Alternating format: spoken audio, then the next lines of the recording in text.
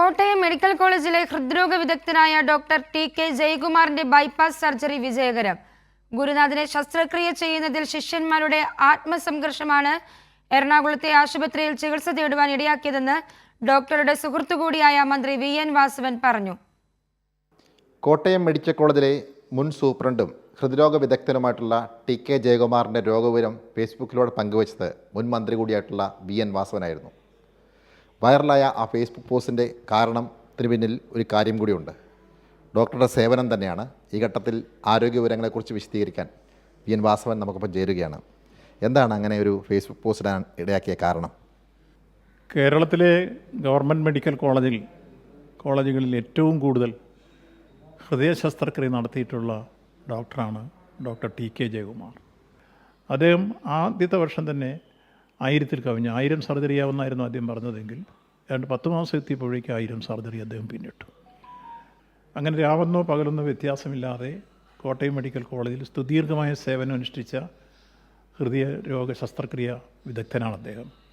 ഇതിനോടകം 12 ഹാർട്ടുകൾ ട്രാൻസ്പ്ലാന്റേഷൻ നടത്തിയിട്ടുണ്ട്. കേരളത്തിലെ ഗവൺമെൻറ് മെഡിക്കൽ കോളേജിൽ 12 ഹാർട്ട് ട്രാൻസ്പ്ലാന്റേഷൻ നടത്തിയിട്ടുള്ള ഏക സർജൻ ഇദ്ദേഹമാണ്.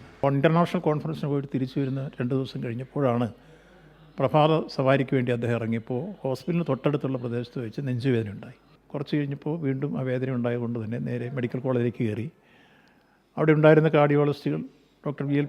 ജയപ്രകാശും ഇപ്പോഴത്തെ HOD ജയറാം ഡോക്ടറും എല്ലാം വന്ന്, അതുപോലെ ജയപ്രസാദ് ഡോക്ടറെല്ലാം വന്ന് അവർ പ്രത്യേകമായി ആൻജിയോഗ്രാം ചെയ്തു. ആൻജിയോഗ്രാം ചെയ്തപ്പോൾ വലിയ ബ്ലോക്കുണ്ട് എന്ന് കണ്ടെത്തി. മേജർ ബ്ലോക്കാണ്. സർജറി വേണമെന്നാണ് കാർഡിയോളജിസ്റ്റുകൾ പറയുന്നത് കൊണ്ട് എൻ്റെ അഭിപ്രായം ഇവിടെ തന്നെ ചെയ്യണമെന്നാണെന്ന് അദ്ദേഹം പറഞ്ഞു.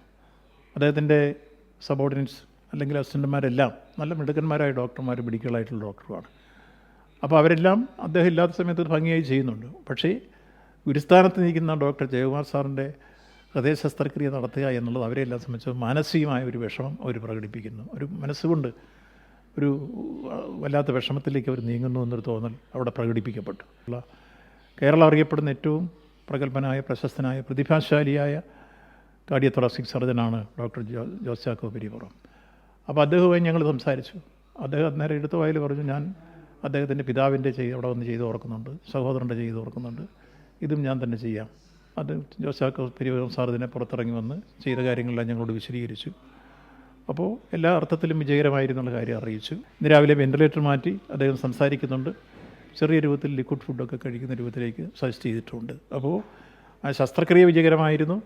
അദ്ദേഹം എത്രയും വേഗം സുഖം പ്രാപിക്കുന്ന തരത്തിലേക്ക് കാര്യങ്ങൾ മാറുന്നു. അദ്ദേഹം ആയതുകൊണ്ട് ഏറെ താമസിയാതെ അദ്ദേഹം തന്നെ പൂർവാധികം ശക്തിയോടുകൂടി രംഗത്തേക്ക് വരുമെന്ന കാര്യത്തിൽ എനിക്കൊരു സംശയവുമില്ല. കാരണം അദ്ദേഹത്തിൻ്റെ മനസ്സങ്ങനെയാണ്. താഴത്തങ്ങാടിലെ ഉസ്താദ് എന്നെ വിളിച്ചു, 2 പള്ളികളിൽ നിന്ന് വിളിച്ചു. ഇന്നലത്തെ പ്രാർത്ഥന അദ്ദേഹത്തിന് വേണ്ടിയായിരുന്നു.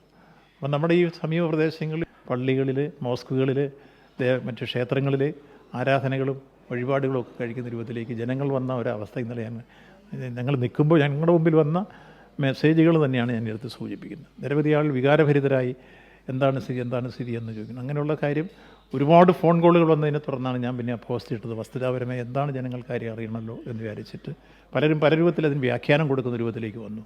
ഏതായാലും അദ്ദേഹത്തിൻ്റെ ആരോഗ്യം എത്രയും വേഗം പൂർവ്വസ്ഥിതി പ്രാപിച്ച് ഇനിയും വലിയ ചുമതലകൾ നിർവഹിക്കാൻ അദ്ദേഹത്തിന് കഴിയും എന്ന കാര്യത്തിൽ സംശയമില്ല. ഇപ്പോൾ ആദ്യഘട്ടം തന്നെ അദ്ദേഹം തരണം ചെയ്തു. ഓപ്പറേഷൻ വിജയകരമായിരുന്നു. വെന്റിലേറ്റർ മാറ്റി ഭക്ഷണം കഴിക്കുന്ന രൂപത്തിലേക്ക് നീങ്ങിത്തുടങ്ങിയിരിക്കുന്നു, സംസാരിച്ചു തുടങ്ങിയിരിക്കുന്നു.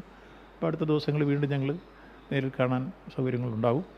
ഏതായാലും അദ്ദേഹത്തിന് വിശ്രമ ജീവിതം 1 മാസം വേണ്ടി വരും. അത് കഴിഞ്ഞാൽ പിന്നെ ഡോക്ടർ നിർദ്ദേശിക്കുന്നതനുസരിച്ച് പഴയ ദൗത്യം വീണ്ടും ഏറ്റെടുത്ത് അദ്ദേഹം ഈ മെഡിക്കൽ കോളേജിലും കേരളത്തിലെ അനവധി രോഗികൾക്കും, കേരളത്തിൽ മാത്രമല്ല കർണാടകത്തിൽ നിന്നും തമിഴ്നാട്ടിൽ നിന്നും ഒക്കെ ഇവിടെ വരുന്ന രോഗികൾ പലതും ഞങ്ങൾക്ക് ഫോൺ ചെയ്യാറുണ്ട്. അങ്ങനെയാണ് ഞാനിതൊക്കെ അറിയുന്നത്. അപ്പോൾ ഏതെല്ലാം സ്ഥലങ്ങളിൽ നിന്നാണ് അദ്ദേഹത്തിന് ഫോൺ കോളുകൾ വരിക, അത് പ്രധാനപ്പെട്ടതാണ്. യഥാർത്ഥത്തിൽ ഇപ്പോൾ തായ്ലൻഡ് അദ്ദേഹം പോയി ഒരു ഇൻ്റർനാഷണൽ കോൺഫറൻസിലായിരുന്നു. അതിൽ 3-4 ടോക്ക് ഉണ്ടായിരുന്നു അദ്ദേഹത്തിന്, 3-4 പേപ്പർ അവതരിപ്പിക്കാനുണ്ടായിരുന്നു. ഇപ്പോൾ അതുപോലെ ചൈനയിൽ പോയി അദ്ദേഹത്തിന് ക്ലാസ് എടുക്കാൻ വേണ്ടി അദ്ദേഹത്തെ ക്ഷണിച്ചിരുന്നു. ഈ അടുത്ത കാലത്ത് പോയിരുന്നു. ഇനി അടുത്ത മാസം 22-ാം തീയതി സെപ്റ്റംബർ 22 ബഹുമാനായ പത്മശ്രീ ജോസ് ചാക്കോ പെരിയപുറം സാറും ഇദ്ദേഹവും കൂടി ജർമ്മനിയിൽ പോകാൻ പരിപാടി പ്ലാൻ ചെയ്ത് കോൺഫറൻസിന് പോകാനുള്ള തീരുമാനം എടുത്തിരിക്കുന്ന ഘട്ടത്തിലാണ് ഈ സംഭവം ഉണ്ടാകുന്നത്. അപ്പോൾ അത്രത്തോളം ഇവർ രണ്ടുപേരും ലോകപ്രശസ്തരായ തൊറാസിക് സർജന്മാരാണ്.